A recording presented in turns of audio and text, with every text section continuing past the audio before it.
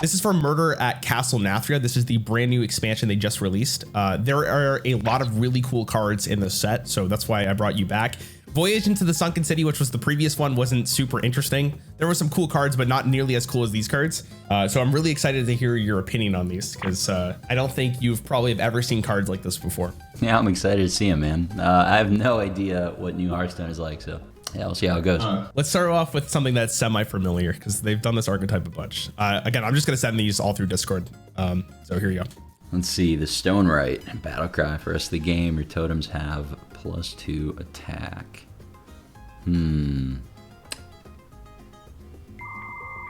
Okay, so I'm thinking about like Quartermaster actually when I look at this card. Like, but this one's interesting. You can just play it on curve and then you just make big dudes the rest of the game.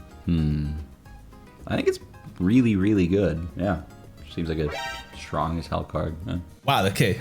So this card is virtually unplayable. Really? At the moment. The general problem with this archetype is just like you're thinking of like just your hero power, just totems they give to you in the game with the expansion, but they just never really actually work. The problem with this card is because it's a legendary, you have to draw it semi early into the game. Otherwise it's basically useless, right? Yeah, it's only good on curve. Yeah, it's really bad late. Yeah, true. That makes sense. Yeah, it's interesting that you think that's really good. I guess in like the back in classic Hearthstone, this card would be really strong because you could just kind of outvalue your opponent a little bit more. Yeah, this would be unbeatable. Yeah, like it's like Quartermaster, but like, yeah, you have to draw it in the right order, but like it's better against board wipes. I don't know. It's interesting. Yeah, okay, bad start. We'll do better from here on out.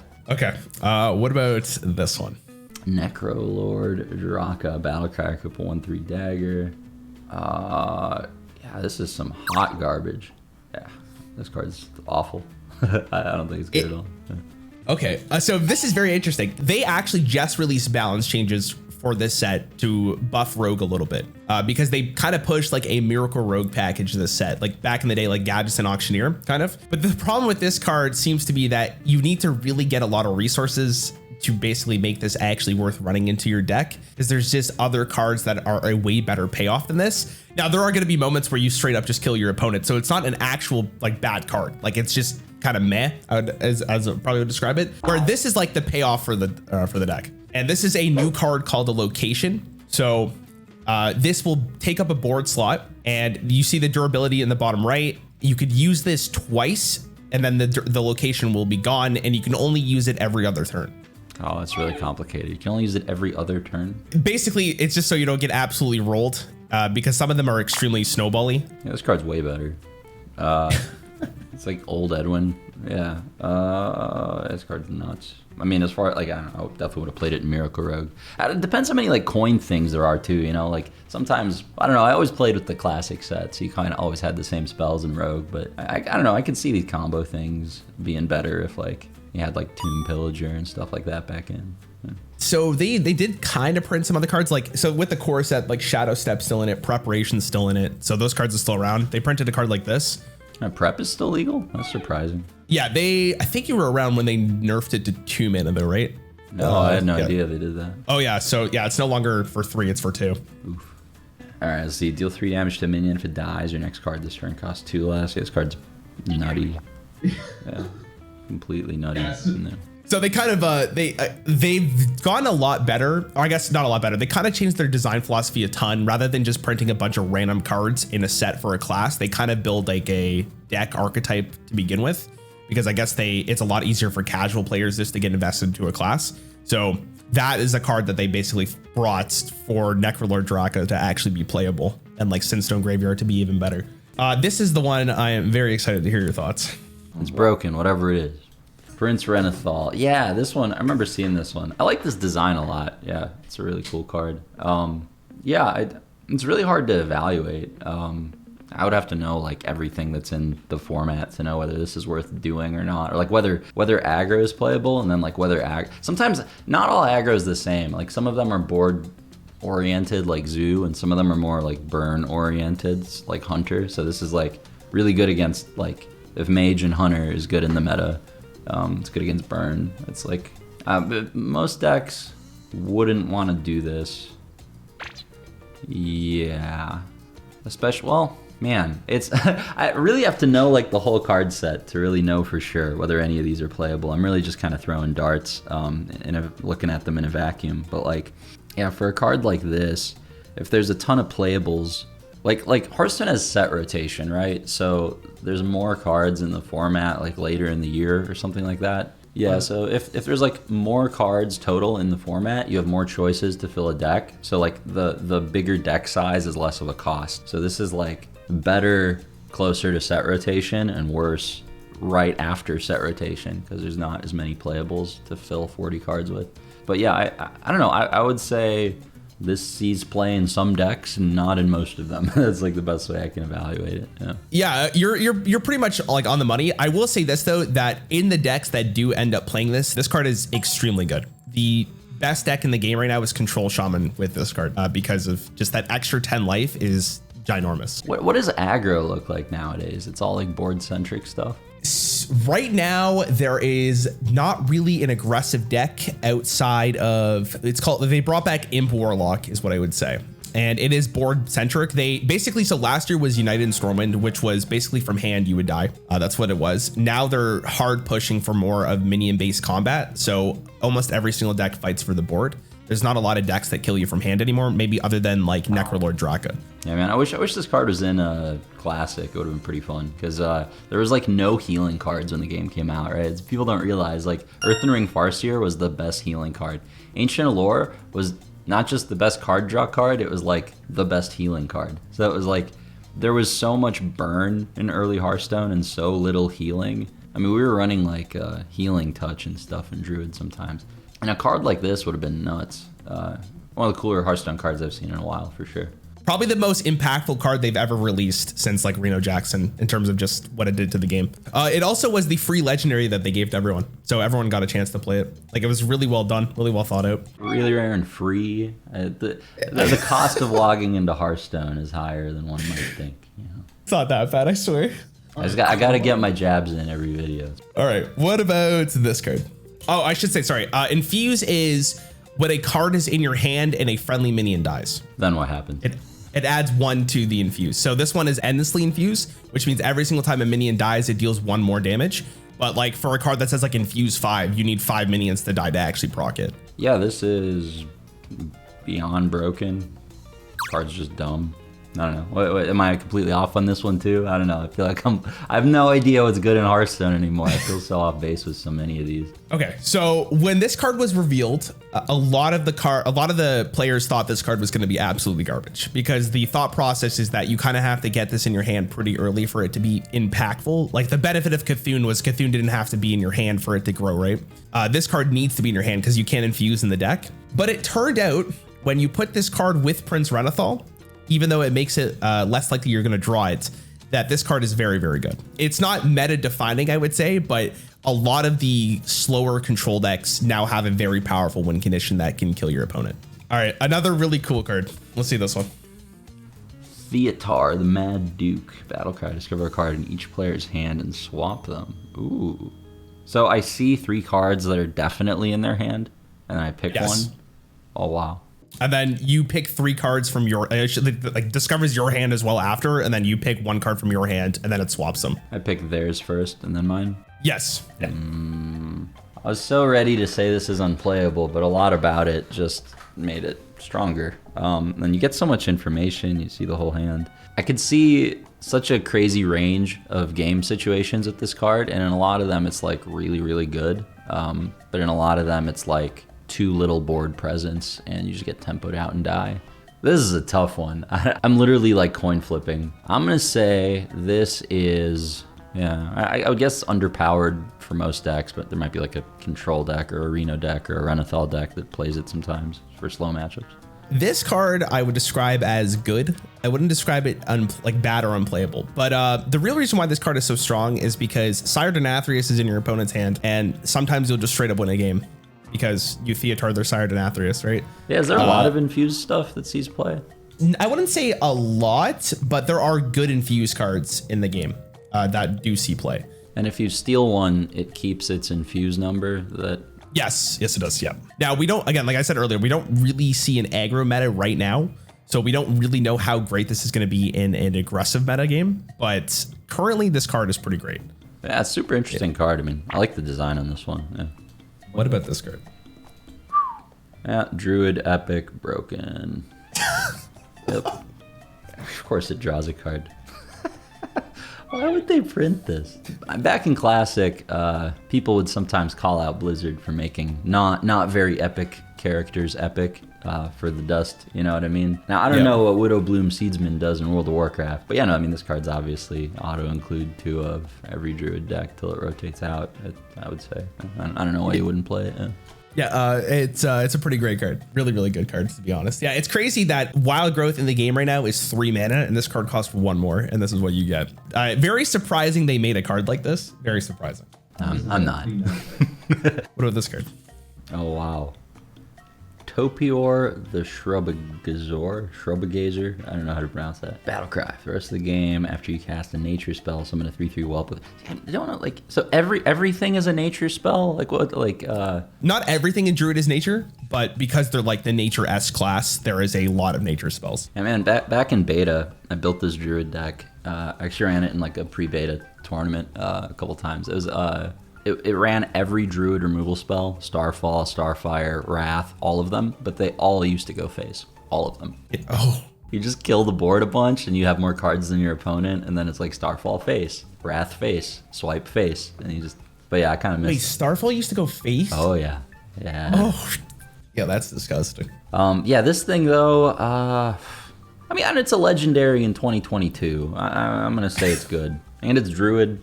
I don't know. I'd run it. Yeah. I don't know what nature spells there are, but it sounds like they're very playable cards. Yeah. So because Druid can ramp, like, this card does see play.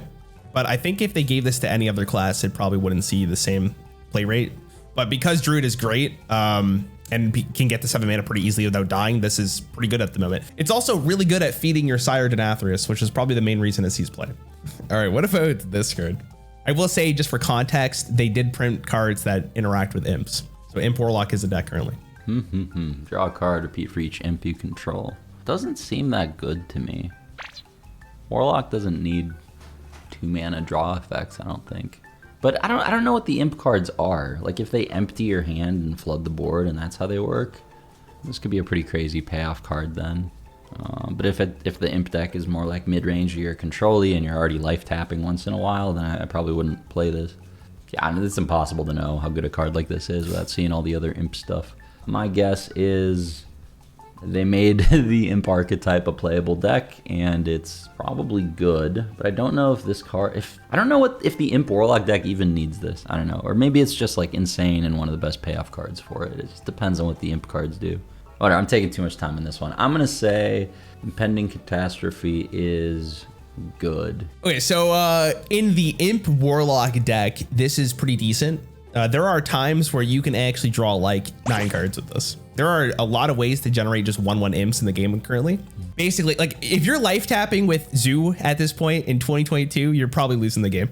Like straight up, because it's 2 mana to draw a card is not really playable anymore unless you're playing a slower Warlock deck. It's a cool card though. I don't know. It's strong. I like Warlock. I'm glad it's busted. All right. What about this one? Crixus the Voracious. Battlecry, discard your hand. Death Rattle, draw 3 cards. Whoa! I like this card a lot. I would have played so much of this card back in the day, but that's true of like every creature printed after 2016. Yeah, I don't know. It seems... Oh, it's Demon Hunter. I don't know. I think it's good enough. It looks really strong to me. Yeah, so this card's unplayable at the moment. Of course it is. So they gave Demon Hunter 2 different packages. One of them was for relics, which was like a new thing they're doing, and then one of them was just a really big or strong aggro deck. So they have a 2 mana 5/4 that has a Battlecry. Choose a card in your hand to shuffle into your deck. Like that's an example of a card they printed for this set. And this was like, I want to call it the high end for the card, but it's not really the high end. It's just like a 4 mana 7/7. But there are ways for you to draw a ton of cards in Demon Hunter anyway, so you put this card in as like your big finisher in a sense, and then hopefully this just wins you the game. It turned out that a 4 mana 7/7 that does this is not playable. There's just better things to be doing most of the time, and probably unless Demon Hunter gets some insane ways to kill your opponent soon for like 5 mana or even cheaper, this card probably won't see a lot of play. every single class in the game has like a pretty great way of drawing cards now. Even like Hunter has like some pretty great card draw. They kind of want it. They basically made the game so they don't ever want attrition decks to exist. That's kind of the thing. Like they kind of made the game a lot more casual friendly. They kind of know who their player base is. So games don't go to fatigue nearly as often anymore. So every single deck has draw engines and a win condition. Okay. What about this card? Whoa, rush after this attacks, equip it. And the health becomes the durability. Yes, and I will say after you attack it as a weapon, it goes back into a minion with rush. So theoretically on your opponent's turn, or your turn, sorry, you play this, you swing into a minion, you have a weapon, you swing that weapon, it goes back into the living blade and you can rush into a different minion and then it comes back to a weapon. That's a really cool design. I don't know, the card seems nuts to me. I don't know, it just looks really good to me. Yeah, it's a cool design. God, it's hard to answer this one because Warrior is also not super great right now.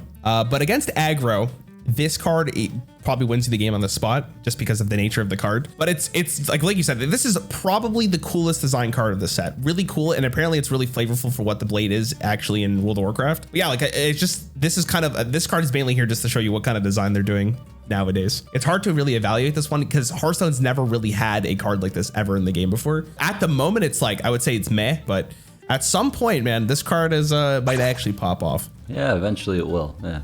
What about this card? Kael'thas, Sinstrider. Every third minion you play each turn costs 0. This is this the worst minion I've ever seen in my life? No, I'm trying to think of what, I need to know what big guys there are that you can cheat into play. So I'll say this, Bran is currently in the game. He's in the core set, and you know Sire Denathrius exists. Oh, wow. So you can do it all from hand, including this guy. I don't know how Denathrius-y the format is, but yeah, I mean, yeah, I don't know. I'd say, yeah, it is playable then. If Bran's in the format, if Denathrius is, that combo seems, I don't know. In every format I would have played, we would have run that, but. So this card's interesting. A lot of players thought this card was going to be an S tier card. It seems like one of those cards that kind of just breaks the format if it's ever playable. At the moment, there are decks that can do the Kael'thas Bran into Sire Denathrius or whatever like win condition they're going for, but it's not too often. It's actually surprisingly a little low, but again, if this card is played, you probably lost the game right there. It's like almost like Leroy for finishing off your opponent. It just really depends if there's enough room to actually fit this into your deck and if you need it. But at some point, man, this has a really good chance to like break the game. So I'm going to show you the other version of Kael'thas. This did not come out this set. This came out when Demon Hunter was printed. I just want to see what your thoughts are on this card. This card seems really bad because I don't know of many expensive spells you just want to be playing anyway. And like a lot of them are like reactive. So it's. Oh, okay. I'm really surprised you said that. This card, when it was first released, said every third spell you cast each turn costs 0. Quickly, they realized how stupid that is. So they changed it to 1 for every third spell. It still saw play. It was pretty great in Druid because Innervate still exists. And Druid also has cheap spells. It was played in other decks as well. And then recently they unnerfed it because they went back to, it went to Wild. And they changed it back to 0 for 0 for the third spell. And they had to re-nerf it back to 1 because it was absolutely broken. I'll give you 3 more cards. What about this one? Whoa, that's a really cool card. Yeah, definitely seems good enough to me. Seems really strong. It's a really powerful effect for a common too, but I don't know. I think this is good enough. I'd say it is. Yeah. Reynad, this is unplayable. Really? Shaman is tier 1 too, by the way. Shaman's like the best deck in the format at the moment when we're recording this. Obviously the patch hit today, so I don't know what it's going to be like when this is getting releases, but yeah, this card's unplayable. I mean, I have no idea what's good in this game anymore. It's so weird. Like the design's impossible to know. Yeah, I don't know. It's surprising though, you know, like you tell me these cards are unplayable and I'm like, oh, I'll show you, you know, take criminal lineup to rank 1, but crazy how much power levels of stuff have changed. Yeah, it's nuts. This card, I think, like back in the day, could be game winning on its own, right? Like that's a very powerful effect. That's crazy, right? But yeah, it would have been like the best like finisher. There's like nothing that. But that's what makes these videos so interesting. Is like just seeing what your perspective is like and looking at these new cards, right? Because it's crazy to see how hard or how far Hearthstone's come in terms of just power level. Yeah, I see how it is, man. You're a little salty about the money match, so you want to embarrass me with some hard to predict cards. I get it. I'm just here for the good content, all right? That's all I want. Okay, so this one's also extremely interesting. All right, red herring. Taunt. Your non-red herring minions have stealth. Whoa! I don't know, like in every format I would have played, this would have been nuts. Like we would have played this a lot. It seems really strong to me. I'll just say it again. Yeah, I think this is good. I don't know. It looks like a really good card. It seems good enough to me. Stealth is busted, and the stat line's good, and it's a fish. I like it. It's a fish. Yeah, unfortunately, this card's also not really great. Really cool effect. Honestly, flavor-wise, it's really good too. They did a really well done. Like this card is like honestly like one of my favorite Hearthstone cards I've ever released, but it just does not see play. The bigger problem with this card is that you have to play it. You also have to put it in your deck, and you need minions on board for this to have any reason to actually see play. But obviously, in very particular circumstances, this card could be the difference of you winning or losing the game, right? Yeah, it can give your Kael'thas stealth or something. I don't know how you play this game anymore. I can't even get red herring right, Rarran. What's wrong with me? Never felt so washed. For the final card, you got it. I believe in you. It's a 3/12. We played Ancient of War. Like, after a friendly secret is revealed, cast a different mage secret and gain +2. So when it says cast, it just means conjure one from, or like play one that you already have in hand, or one from deck, or like how does? No, it's just a random secret. Like they just conjures it from itself on its own.